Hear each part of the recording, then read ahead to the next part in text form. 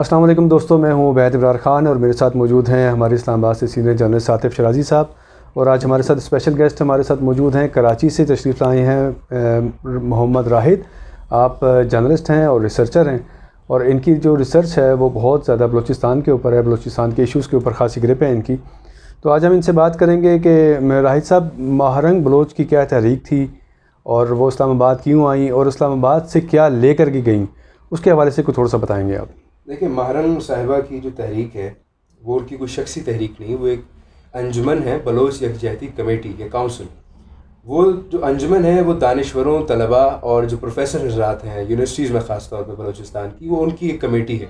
ٹھیک ہے۔ اور ان کے جو بنیادی منشور وہ یہی ہے کہ جو بلوچستان کے سب سے شارٹ ٹرم مسائل ہیں اور جو لانگ ٹرم مسائل ہیں ان کا حل کرنا ہے، اور انہیں حل کے لیے ایک مقدمہ پیش کرنے کے لیے ماہرنگ صاحبہ اسلام آباد آئی تھی، جنہیں بری طرح جو ہے میں کہہ سکتا ہوں کہ ٹریٹ کیا گیا ان کو، اور پھر ان کے ساتھ جتنا بھی معاملہ ہے وہ ہوا۔ ان کی بنیادی تحریک یہ تھی کہ وہ اپنا مقدمہ لے کے آئی تھی کہ مختلف جو پنجابی جو ہے یا سرائکی جو ہے یا پشتون جو ہے،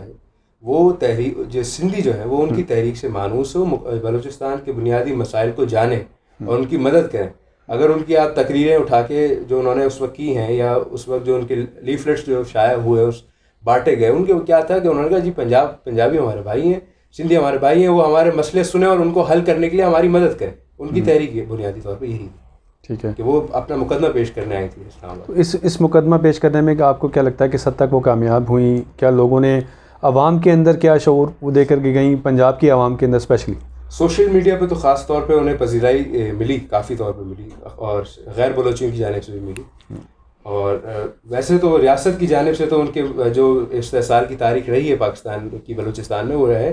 اور وہ اسلام آباد میں بھی دیکھنے میں آئی کہ ان پہ جیسے وہ جس دن وہ اسلام آباد پہنچے اور ٹھنڈے پانی یخ جو ہے سردی کے اندر ان پہ ٹھنڈے پانی پہ گئے، اس طرح کے استحصال ایک عام روایت بن چکی ہے بلوچستان کے لیے، وہ اسلام آباد میں بھی ہمیں دیکھنے میں آئی۔ البتہ انٹرنیٹ کے اوپر اور سوشل میڈیا کے اوپر انہیں پذیرائی ملی، اور یہ تاثر ہے بلوچستان کے اندر جو بلوچ طلباء ہیں اور جو دانشور حضرات ہیں کہ ان کی بات سنی گئی، اور اس کو عوام کی بھلے ہی ریاست اور مقتدرہ کی جانب سے انہیں کوئی کی سنائی نہ ہو، لیکن عوام کے اندر انہیں پذیرائی ملی۔ آپ کو کیا لگتا ہے کہ کیا اس کے علاوہ کہ وہ اسلام آباد میں آتی ہیں اور دھندا دیتی ہیں، کسی اور طریقے سے وہ اپنے مقدمے کو پیش کر سکتی تھیں یہاں اسلام آباد میں؟ دیکھیں، اسلام آباد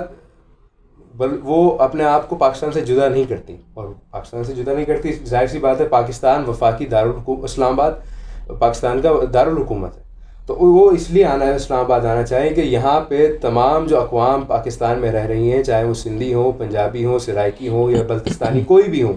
وہ ان کی بات سنیں، سمجھیں، اور ریاست ڈائریکٹلی ان سے وہ ہو، یعنی کہ اس میں کوئی صوبائی حکومت کا، کیونکہ عام طور پہ بلوچ جو اس میں تاثر ہے وہ یہ ہے کہ جو بلوچستان میں جو صوبائی حکومتیں بنتی ہیں وہ مقتدرہ کے کھلونے ہیں، اس لیے ان کو وہ زیادہ اہمیت نہیں دے، اس لیے انہوں نے ڈائریکٹلی مقتدرہ سے جو ہے سوال کرنے کے لیے وہ یہاں آئی اور اپنا مقدمہ پاکستان کے سامنے پیش کیا۔ ٹھیک ہے، اور اس دوران ان کے اس دھرنے کے دوران کیا کوئی حکومتی کوئی ڈیلیگیشن گیا ان سے مذاکرات کے لیے، ان کو کسی جگہ بلایا گیا؟ لیکن وہ برائے نام تھے۔ اور اس میں کس قسم کی ڈائلاگس ہوئے؟ سب سے پہلے جو ان کی شارٹ ٹرم مسائل ہیں، لانگ ٹرم مسائل تو ایسے ہیں جو سن کے بھی آپ ہنس دیں گے۔ شارٹ ٹرم مسائل جیسے مثال کے طور پہ یہ مسئلہ ہے کہ جی جو بندے غائب ہوئے ہیں، جن کی جبری وہ ہوئی ہے، گمشدگیاں ہوئی ہیں، ان کا مسئلہ تھا، وہ مسئلہ ہی نہیں سنا گیا۔ جبکہ دوسرا ان کا مسئلہ کہ جی جو ہمارے تعلق سوئی گیس کا معاملہ ہے اور ہمارے جو دیگر مسائل ہیں وہ لانگ ٹرم مسائل ہیں، ان تک کو شارٹ ٹرم مسائل کو سنا نہیں گیا، تو لانگ ٹرم مسائل کو کیا سنا جاتا؟ تو یہ ڈیلیگیشن برائے نام۔ راہد جی، جو مسنگ پرسنس کا جو کیس ہے یہ تو سپریم کورٹ میں آلریڈی زیر سماعت ہے جی، تو انہوں نے سپریم کورٹ کے چینل کو کس طرح سے یوٹیلائز کیا؟ سپریم کورٹ میں میرا خیال ہے کہ بلوچ یکجہتی کمیٹی کا ایک وکیلوں کا ایک گروپ ہے، اس میں جو بلوچ وکیل ہیں وہ مسلسل سپریم کورٹ اور بلوچستان کوئٹہ ہائی کورٹ سے ان کی وہ رہتی ہے، اور وہ باقاعدہ ایک لڑ رہے ہیں مسئلہ۔ لیکن ظاہر سی بات ہے یہ مسئلہ عدلیہ سے لڑنے کا نہیں، یہ ریاست کو یہ بتانا ہے، کیونکہ ریاست ہی کی جانب سے ریاستی ایجنسیاں ہی ان لوگوں کو غائب کر رہی ہیں، اس میں عدلیہ کا کیا کوئی نہیں۔ عدلیہ صرف زیادہ سے زیادہ ایک کیس رکھے گی، اور وہ کیس گزشتہ 20 سالوں سے چل رہے ہیں، وہ چلتے رہیں گے، اگلے 20 سال بھی چلتے رہیں گے۔ تو جو ان کے لیے وہ زیادہ پریکٹیکل چاہ رہے تھے کہ ہم ریاست سے ڈائریکٹ ڈائلاگ کریں اور اپنے مسئلے حل کروائیں، جو شارٹ ٹرم مسئلے وہ حل کروائیں۔ ٹھیک ہو گیا۔ عاطف شرازی صاحب آپ سے سر ایک چیز پوچھنا چاہوں گا کہ جب ماہر بلوچ کو یہاں سے نکالا گیا اس میں پریس کلب نے ایک بڑا عجیب قسم کا کردار ادا کیا کہ ایک درخواست دیا کی گئی کہ ان کو یہاں سے اٹھایا جائے. اس حوالے سے بتائیں سر کہ کیا ایپیسوڈ ہوا یہ؟ اصل میں ویسا مہرنگ بلوچ اپنے مسائل کے حل کے لیے اس نے دروازہ کھٹکھٹایا ہے اسلام آباد آ کے حکومت کا. اور یہاں پر افسوس سے کہنا پڑتا ہے کہ اب یہ دیکھیں کہ وزیر اعظم بھی بلوچستان کا ہے, چیف جسٹس بھی بلوچستان کا ہے, چیئرمین سینٹ بھی بلوچستان کا, اور بلوچستان کی سنوائی نہیں ہوئی. تو یہ انتہائی افسوسناک صورتحال ہے. پریس کلب کی جانب تو میں آتا ہوں, لیکن سب سے پہلے آپ یہ دیکھیں سب سے بڑے لوگ بلوچی ہیں, ان کی سنوائی نہیں ہوئی. اور پھر آپ یہ دیکھیں کہ یہ دھرنا تھوڑی سی میں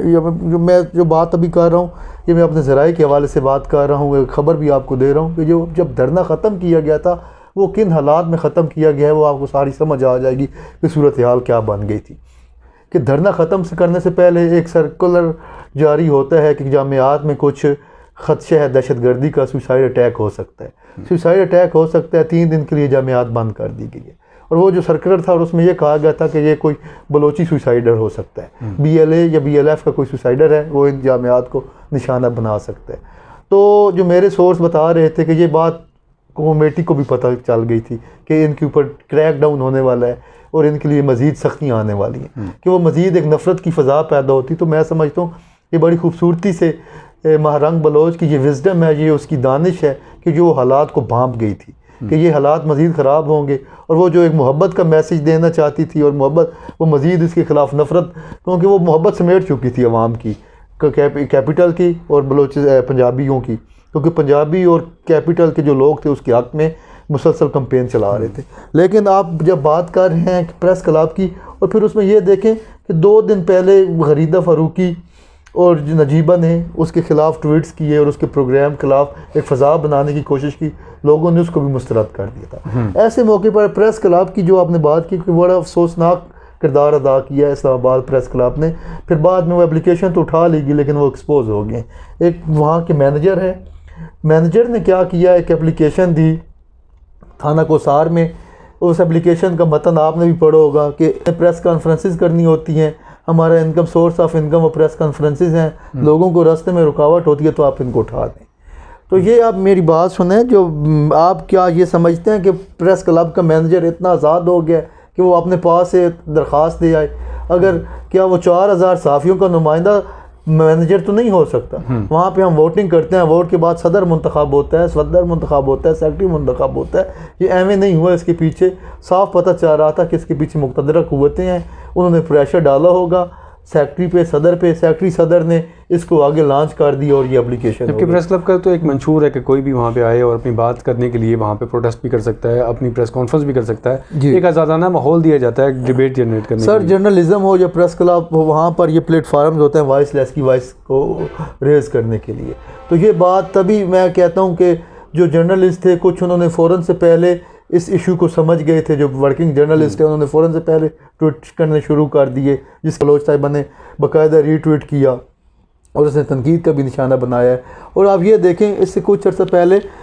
بینگ اے جرنلسٹ میں آپ کو بات بتاؤں, کچھ 2-4 دن پہلے ایک بڑوں کی میٹنگ بھی ہوئی ہے یونینز کی کہ ہم یونینز اور پریس کلب آزادی اظہار رائے کے لیے کچھ اتحاد بنا تھا. آپ ادھر سے آزادی اظہار رائے کے لیے اتحاد کر رہے ہیں اور پھر کچھ عرصہ بعد آپ نے کچھ 1-2 دنوں بعد آپ نے اپلیکیشن دے دی ہے. تو یہ بڑی بری ایگزامپل قائم کی گئی ہے, ایک بڑی بری مثال قائم کی گئی ہے, اور تاریخ میں آپ نے ایک آپ کو اس حوالے سے کوئی اچھے لفظوں سے یاد نہیں رکھا جائے گا. اچھا رائٹ, اس حوالے سے آپ کی کو بلوچیوں کے اندر جو آپ کی جو ریسرچ ہے مجھے کو تھوڑا سا بھی بتائیں کہ کیا یہ موومنٹ آگے کیا رہے گی, جاری رہے گی, یہ جو ایک ایپیسوڈ تھا اسلام آباد میں آیا اور اس کے بعد وہ ختم ہو گیا؟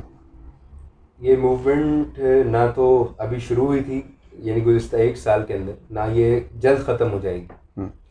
یہ بلوچوں کی جانب سے ایک منظم تحریک ہے جس میں وہ اپنے جو بنیادی مسائل ہیں وہ نہ صرف پاکستانی عوام کے سامنے رکھنا چاہتے ہیں بلکہ عالمی طاقتوں کے سامنے بھی, یونائٹڈ نیشنز کے سامنے بھی رکھنا چاہتے ہیں کہ ان کے مسائل حل کیے جائیں جو ہے فوراً حل طلب ہے. مہرنگ بلوچ صاحبہ کی جو تحریک تھی وہ میں سمجھتا ہوں کہ ایک ابتدائی تحریک تھی, اس کے بعد سے اب اس طرح کی تحریکیں معمول بنیں گی. اور اب دیکھنے میں آئے گا, جیسے مثال کے طور پہ مہرنگ بلوچ نے جب یہ اعلان کیا کہ اسلام آباد سے اب تحریک واپس جاری، تو انہوں نے فوراً ایک شیڈول بھی جاری کیا، غالباً کہ بلوچستان میں مختلف علاقوں میں دوبارہ یہ تحریک چلائی جائے گی، مارچز ہوں گی، اور یہ اپنے جو مقدمے ہیں یہ جاری رکھا جائے گی، اس کی جو جدوجہد ہے یہ جاری رکھی جائے گی۔